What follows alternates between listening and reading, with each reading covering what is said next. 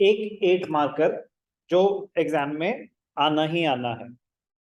Issue of shares का बड़ा question, काफी चांसेस हैं 99% कि वो प्रो रेटा पे ही होगा, ओवर सब्सक्रिप्शन का ही होगा। जरूरी नहीं है, नॉर्मल क्वेश्चन भी आ सकता है 8 मार्कर, बट 99% केसेस में प्रो रेटा ओवर सब्सक्रिप्शन पे ही आता है। तो सर इसमें क्या अलग होने वाला है? जितना आप सुन चुके हो वो सब यूज होगा। तो इसको करने से पहले आपके basic understanding of issue of shares 100% clear होनी चाहिए। फॉरफीचर एंड री इशू का कॉन्सेप्ट 100% क्लियर होना चाहिए। और प्रो रेटा के जो हमने नॉर्मल 17, 18, 19 जो क्वेश्चन नंबर्स थे, उतनी अंडरस्टैंडिंग आपकी बिल्कुल क्लियर होनी चाहिए। वो सब कुछ क्लियर है तो हम आगे बढ़ने के लिए रेडी। तो ध्यान से देखना, ज्यादा 90% क्वेश्चन वही रहेगा जो आप अभी तक कर रहे थे, बट क्योंकि अब आपने फॉरफीचर इशू अलग से सीखा, प्रो रेटा ओवर सब्सक्रिप्शन अलग से सीखा, अब मर्ज हो जाएगा। तो ध्यान से देखना, अप्रोच करेंगे क्वेश्चन। इंपॉर्टेंट क्वेश्चन है, question number 78 of TS Grewal. पहला क्वेश्चन है इसीलिए इंपॉर्टेंट है, एज सच इजी क्वेश्चन है। Alpha Limited invited applications for 75,000 equity shares of ₹10 each. Amount was payable on application and allotment. Sir ये क्या stage होता है? हमने पढ़ा है एप्लीकेशन होता है, फिर अलॉटमेंट होता है, फिर फर्स्ट कॉल होता है, फिर सेकंड कॉल होता है। एप्लीकेशन अलॉटमेंट अगर कंबाइंड है तो बस वो पहला स्टेज है, फर्स्ट कॉल सेकंड स्टेज है।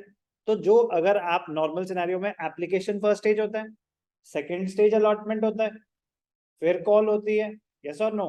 इसमें application and allotment first stage हो जाता है, फर्स्ट कॉल सेकंड स्टेज हो जाता है, फिर उसके बाद आगे कंटिन्यू। तो जहां बैंक टू एप्लीकेशन लिखते हैं तो पहली एंट्री एप्लीकेशन पैसे रिसीव करने की होगी, बस एप्लीकेशन की जगह एंट्री क्या हो जाएगी? Bank to application and allotment. तो पहला stage application allotment, first call second call. Balance है, प्रीमियम नहीं है, तो बैलेंस क्या हो जाएगा? 10 - 7 ₹3। Application for 1 lakh shares were received. Company invited application for 75,000 shares. Applications were received for 1 lakh shares. Shares were allotted to all the applicants. Sir, ऐसा कैसे possible है?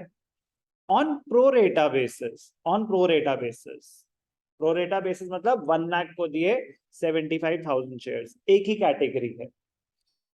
And excess money received with application was transferred towards sum due on first call. तो second stage पे advance को carry forward कर दिया, first call full stop. इसका मतलब फाइनल कॉल तक एडवांस नहीं लेके जाएंगे, अगर जा भी रहा होता तो वो रिफंड हो जाता। तो इसमें फर्स्ट कॉल आपका सेकंड स्टेज हो जाता, तो सेकंड स्टेज तक तो एडवांस जाता ही है, तो उन्होंने स्पेसिफाई भी कर दिया। बट अगर एडवांस इतना ज्यादा होता कि फर्स्ट कॉल के आगे भी जा रहा है तो हम उसे रिफंड कर देते। Vibha who was allotted 750 shares failed to pay the first call. अब ये फर्स्ट कॉल की एंट्री है, क्या इसका फर्स्ट स्टेज से कोई लेना देना है? Hello Vibha, online? Vibha who was allotted 750 shares failed to pay the first call, क्या इसका ऐप फर्स्ट स्टेज से कोई लेना देना है? सर उसके एरियर्स निकालते हुए काम आएगा वो। फर्स्ट स्टेज से कोई लेना देना है? फर्स्ट स्टेज की कैलकुलेशन को अफेक्ट करेगा? No sir.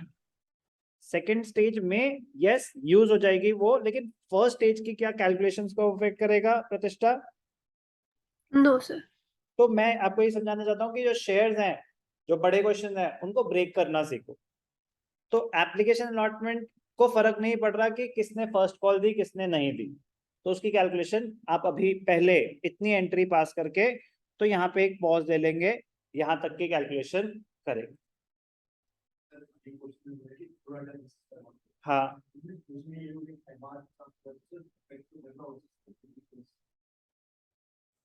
नहीं, विभा का एप्लीकेशन अलॉटमेंट पे कोई लेना देना नहीं है। क्यों? विभा इनमें से ही तो कोई होगी, तो वो तो हम सब ऑलरेडी कवर कर चुके होंगे। करते हैं, अभी पता चल जाएगा आपको क्या हुआ। कोई डाउट आएगा पूछ लेना। तो पहली एंट्री प्रोरेटा टेबल, एक ही कैटेगरी है, जल्दी से बना देंगे। शेयर्स अप्लाइड, सॉरी, कोई और एक्सेल शीट खुल गई, टी शेप अकाउंटिंग करनी है, ठीक है। ऑनलाइन वालों को स्क्रीन विजिबल है? Yes, sir. Shares applied 1 lakh, shares allotted 75,000, Sir, application 70,000. Sorry. 75. तो application money receive 1 lakh into 4 lakh. अब utilization on application allotment 75 into 4 3 lakh. तो एडवांस कितना बचा? 1 लाख। तो वो कहाँ चला जाएगा? फर्स्ट कॉल पे। अब फर्स्ट कॉल आप मेंटली कैलकुलेट कर लेंगे। 75,000 शेयर्स हैं, 3 रुपीज फर्स्ट कॉल है, तो 2,25,000। तो क्या एडवांस अलॉटमेंट फर्स्ट कॉल को एक्सीड कर रहा है? नो। तो बस आप आगे बढ़ेंगे और कोई पैसे हमारे पास नहीं है। जल्दी से इसकी एंट्री पास कर लेंगे। पहली एंट्री क्या हुई? Bank account debited to share application and allotment, application and allotment. Equity है क्वेश्चन में, तो इक्विटी आ जाएगा। कितने पैसे आए? 4 लाख, 4 लाख, 4 लाख। फिर क्या हुआ? Equity share application and allotment account debited to equity share capital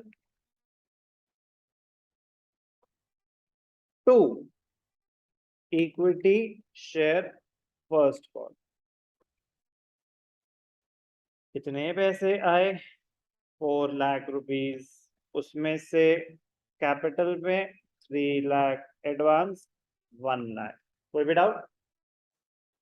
अब ध्यान से देखना, मोस्ट इंपॉर्टेंट स्टेज ही प्रोरेटा का कौन सा होता है?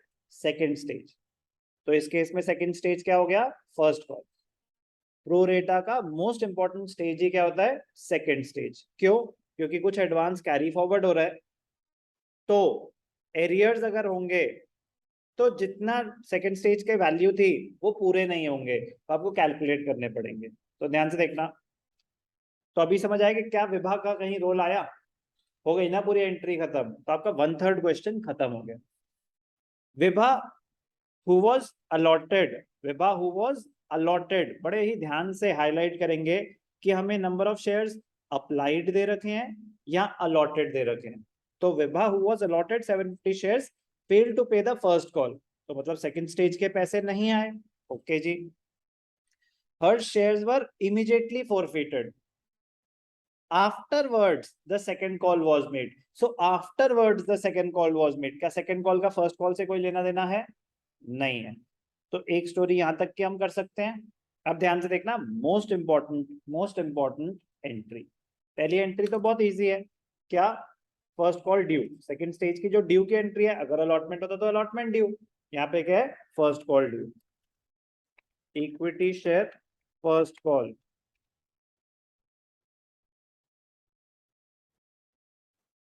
To equity share capital. First call due कितनी है? फर्स्ट कॉल कितने शेयर? 75,000। 75,000 इंटू 3, 2,25,000। 2,25,000 ड्यू थे। अब क्या हुआ? ध्यान से देखना।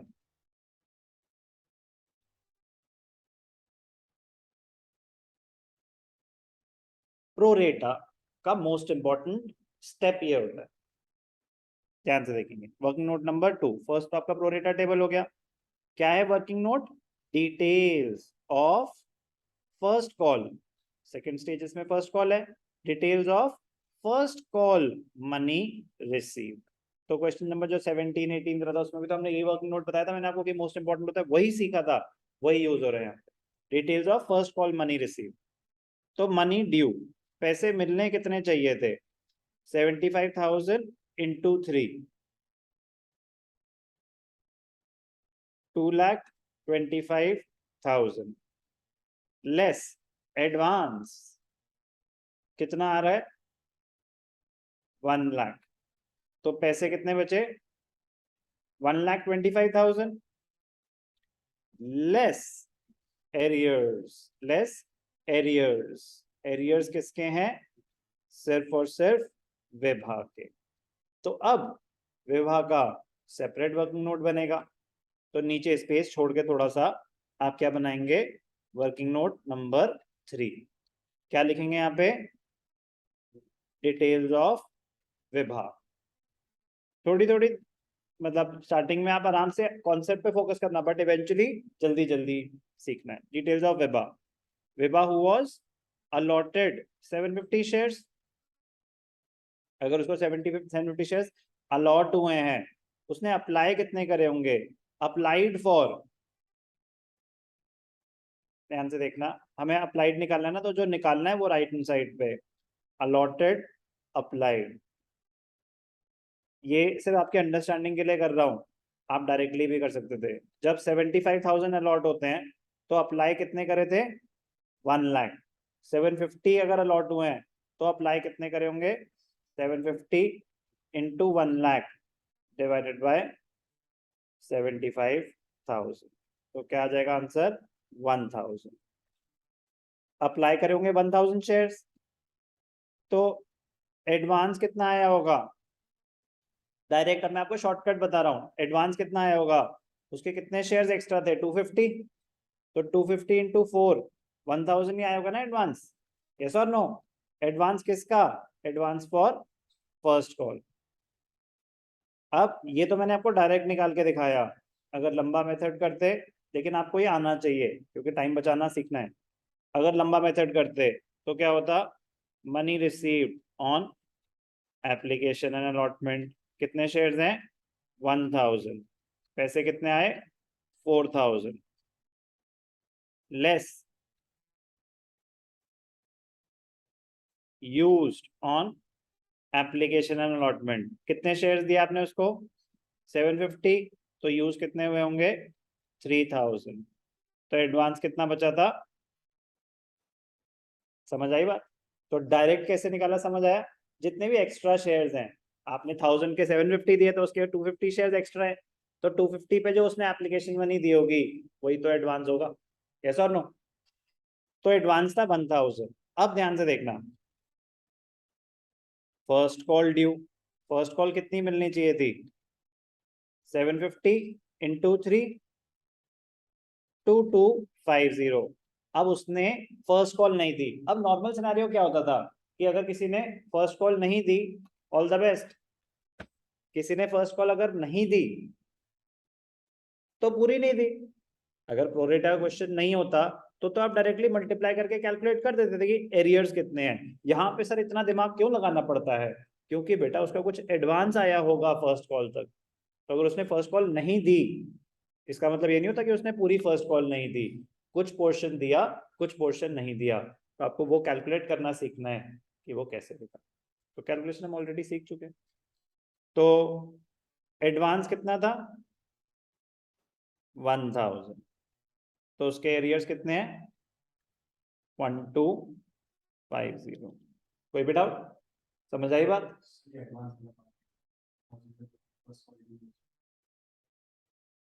ये ऊपर तो निकाला हमने। नहीं मतलब आपको ये कैलकुलेशन समझ नहीं आया या ये शॉर्टकट? अच्छा, फर्स्ट कॉल ड्यू, विभा के कितने शेयर्स हैं? फर्स्ट कॉल कितने की है? तो विभा, ये किसकी बात हो रही है? विभा की। तो विभा को कितने रुपए देने थे? 2250। क्या उसने फर्स्ट कॉल कुछ ऑलरेडी दे रखी है? तो आ रखा है ना। तो मैं उसके एरियर्स कैलकुलेट करना चाहता हूँ, तो एरियर्स तो सिर्फ 1250 होंगे ना, money due less advance already received. तो एरियर्स ऑफ फर्स्ट कॉल कितने हैं? सिर्फ विभा के ही थे, तो 1250। समझ आई बात? तो एरियर्स कितने हैं? 1250। तो कितना आ गया है? 1,23,750। क्या है ये? Money received. कोई भी डाउट? समझ आई बात? अब ध्यान से देखना, इतनी जो मेहनत करी वो किस चीज के लिए? इस एंट्री के लिए। Bank account debited, calls in arrears account debited to क्या? Equity share first call. कितने पैसे मिलने थे? 225 मिलने थे, जिसमें से 1 लाख आ चुके हैं ऑलरेडी। तो बचे कितने थे? 125, जिसमें से एरियर्स कितने? 1250 1250। तो 1,23,750। कोई भी डाउट? कोई भी डाउट? क्या ये मुश्किल था? क्या ये हम ऑलरेडी कर चुके हैं? यहां तक तो हम ऑलरेडी कर चुके हैं। ये पार्ट तो क्वेश्चन 17, 18, 19 में आ चुका था। कहानी आगे की अब सीखेंगे कि अब ये शेयर्स फॉरफिट हो रहे हैं। अब ये शेयर्स फॉरफिट हो रहे हैं, तो एग्जैक्टली सेम रूल्स जो फॉरफीचर के सीखे हुए हैं कर देते हैं फॉरफिट। फॉरफीचर की एंट्री क्या होती है? Equity share capital account debited. Equity share capital जो equity share capital will be debited with the face value of called up portion. 2 calls in arrears, जो पैसे नहीं मिले। 2 forfeited shares और share forfeiture जो भी आप लिख रहे हैं, जो पैसे मिल गए।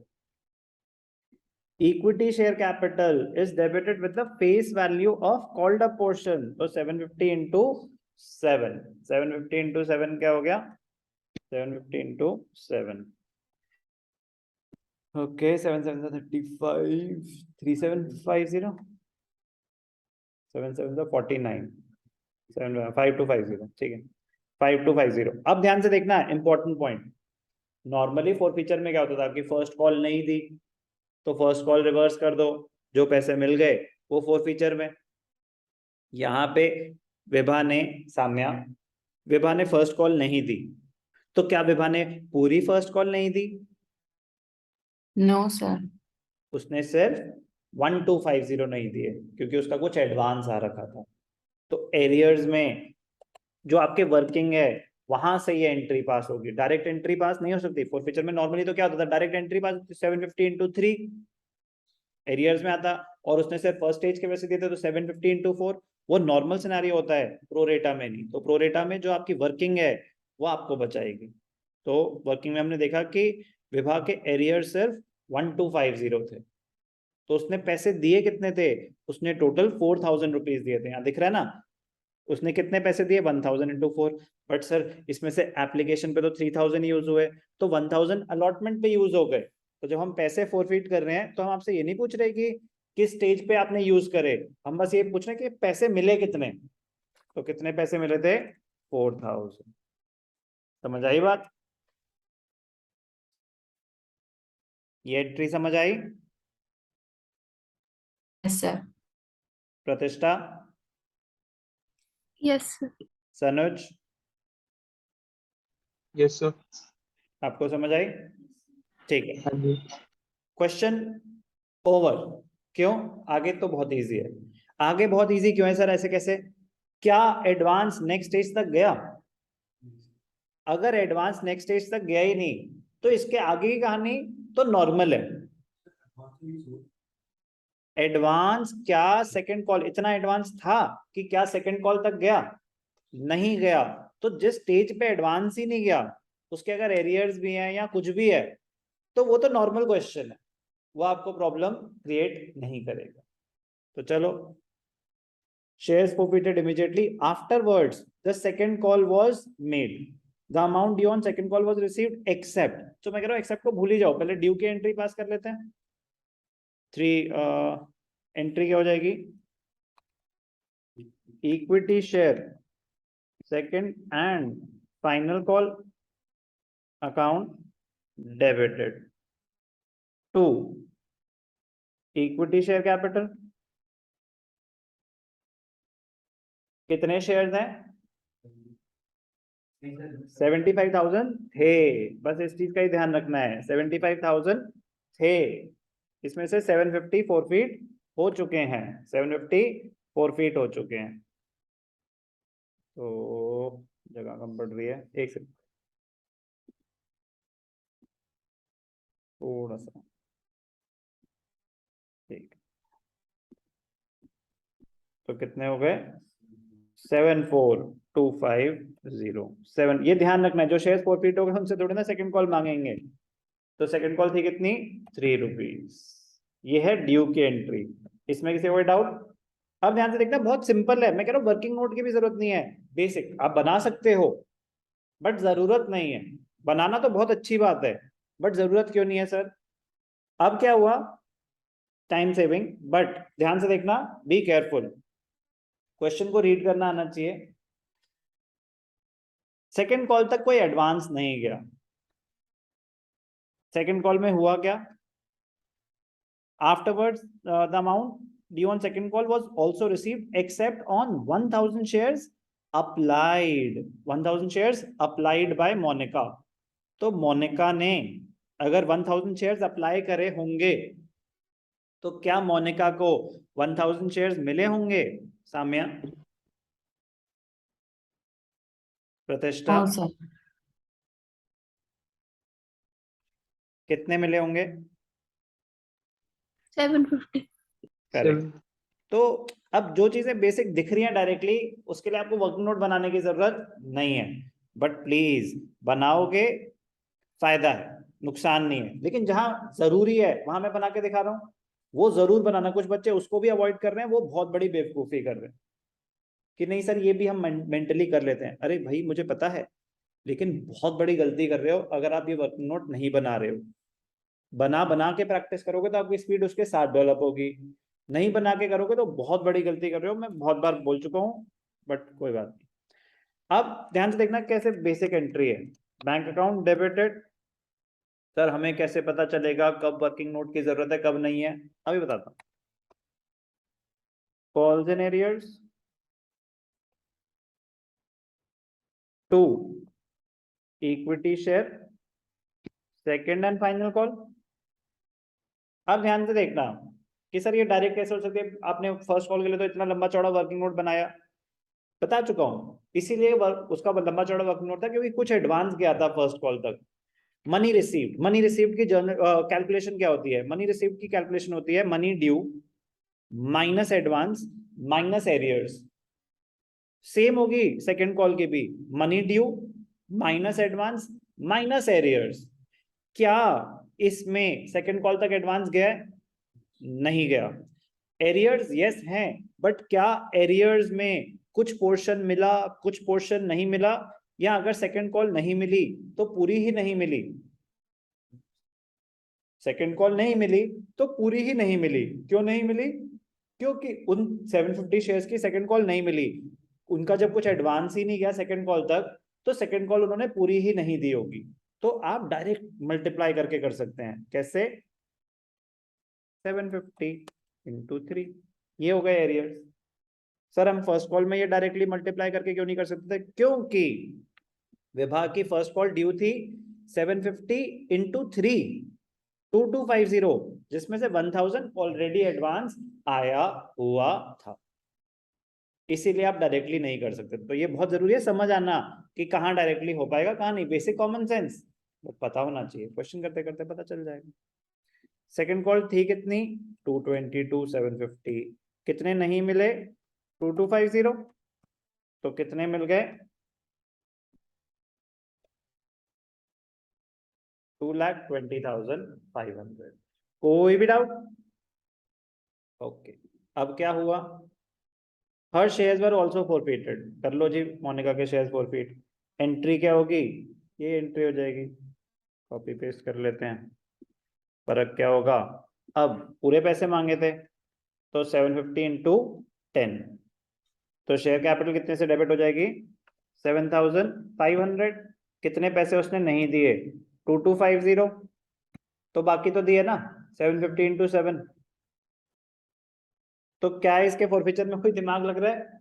तो ये तो क्योंकि नॉर्मल फॉरफीचर है कि किसी इंसान से सेकंड कॉल उसने नहीं दी, एप्लीकेशन अलॉटमेंट दी थी, फर्स्ट कॉल दी थी, उसके शेयर्स फॉरफिट हो गए, तो डायरेक्ट एंट्री। मैं कैलकुलेशन भी दिखा देता हूँ। 750 into 10 arrears, 750 into 3 forfeiture, 750 into 7। कोई भी doubt? All the forfeited shares were reissued to Mohit for 9,000 as fully paid up. All the shares मतलब कितने shares हैं? 750 plus 750, 1500 शेयर्स हैं, as fully paid up, amount गए भाड़ में। पहले एंट्री पास करते हैं री इशू की। एंट्री क्या होती है? Bank account debited, forfeited shares account debited to equity share capital। उन्होंने सिर्फ और सिर्फ आपको ये वैल्यू दे रखी है कि बैंक में कितने पैसे आए, बाकी सब आपको कैलकुलेट करना है। अब हमें क्या पता है? ऑल द शेयर्स वर री इशूड, तो टोटल कितने? विभा के 750, मोनिका के 750। As fully paid up, as fully paid up मतलब 10 रुपए है उसकी फेस वैल्यू, तो यहाँ पे कितना आ जाएगा? 15,000। तो कितना डिस्काउंट दिया होगा? 6,000। आपने इसके कितने फोरफीट करे थे? 4,000। और इसके कितने फोरफीट करे थे? 5250। दिख रहे हैं दोनों फोरफीटेड अमाउंट्स? क्योंकि सारे भी इशू हो गए तो डायरेक्टली दिख रहा है this plus this, total amount forfeited minus 6,000, इतना आपने डिस्काउंट दिया। तो एंट्री क्या हो जाएगी? फोरफीटेड शेयर्स टू कैपिटल रिजर्व। कैसे निकालेंगे अमाउंट? टोटल अमाउंट फोरफीटेड कितना है? 4,000 प्लस 5250 माइनस 6,000। 9250 माइनस 6,000, 3250। तो बेटा ये हैं बड़े क्वेश्चंस, मतलब ये शुरुआत है, definitely there will be a lot more variations, but मोटा मोटा कहानी ऐसी ही चलेगी। 90% ऐसा ही रहेगा, 10% आगे पीछे होता रहेगा। ये इजी क्वेश्चन तो बिल्कुल भी नहीं है, बट डिफिकल्ट नहीं है। लेंदी है, स्टोरी के साथ बने रहोगे तो बच जाओगे। कोई भी अमाउंट कैलकुलेट नहीं कर पा रहे तो वो पूछना है, जबरदस्ती कॉपी नहीं करना, क्योंकि अभी जबरदस्ती कॉपी कर लोगे तो अगला क्वेश्चन नहीं कर पाओगे। तो कम से कम हमने, कम से कम बता रहा हूँ, 30-40 क्वेश्चन ऐसे बड़े करने हैं तो दिमाग में कॉन्सेप्ट छप जाएगा, जिसमें से 10-15 मैं ही कर रहा हूँ, लेकिन फायदा उसका तब होगा अगर आप हर क्वेश्चन को समझ के आगे बढ़े। तो प्लीज बिना समझे आगे मत बढ़ना। और वर्किंग नोट जितने मर्जी एक्स्ट्रा बनाओ, मैंने तो सिर्फ मैंडेटरी वाले बनाए हैं। इसका भी मैं वर्किंग नोट बना सकता था। Calculation of capital reserve, amount forfeited minus discount on reissue, amount forfeited is 4,000 plus 5250, discount is 6,000। तो वही कैलकुलेशन मैंने आपको यहाँ दिखाई है। वेरी वेरी इंपॉर्टेंट, बट अभी इजियर स्टेज पे हैं। Question 78 TS paper.